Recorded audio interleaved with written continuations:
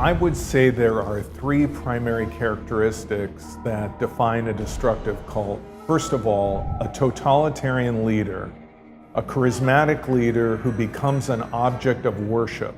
Number two, that the group has a process of coercive persuasion to break people down, create a mindset of dependency upon the leader for critical thinking, and engenders undue influence. And then finally, number three, that the group does harm.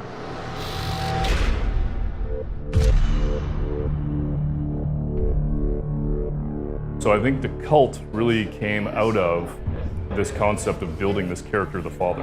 And then what we did is we moved into the next step of that. We learned a lot about cults. Ubisoft contacted me and we began to exchange information.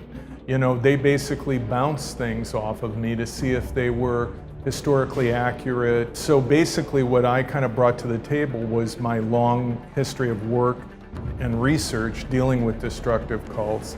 And I think what Ubisoft wanted to do in Far Cry 5 was contextualize their ideas and make sure that they fit within that universe.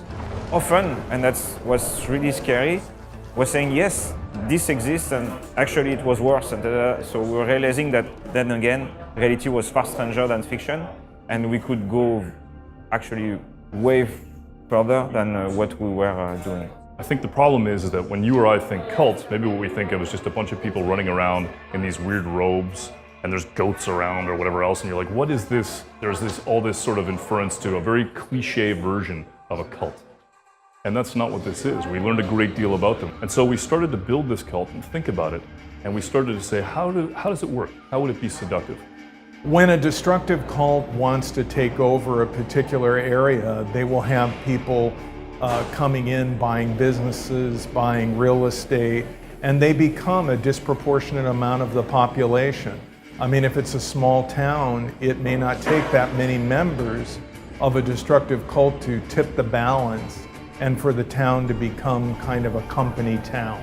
There have been towns in the United States where the mayor of the town is a member of a group that has been called a cult. And I think in that sense, what Far Cry 5 represents is historically accurate and viable. And like for instance, we spend a lot of time studying how a cult could get a hold of a space. And that's something that we now summarize in the beginning of the game in, I don't know, 2 sentences. But that strikes the point, and that will be enough. Maybe 3 years ago it didn't feel this way, but the weirder the world gets and the scarier the world gets, then the more we experience a lack of control. And if somebody shows up at the right moment and says to you, listen, I understand things are scary, let me just talk to you about your tomorrow. I'm gonna make your tomorrow make sense. People go, okay, that sounds reasonable, and they fall into it. You can feel that we are creeping towards the edge.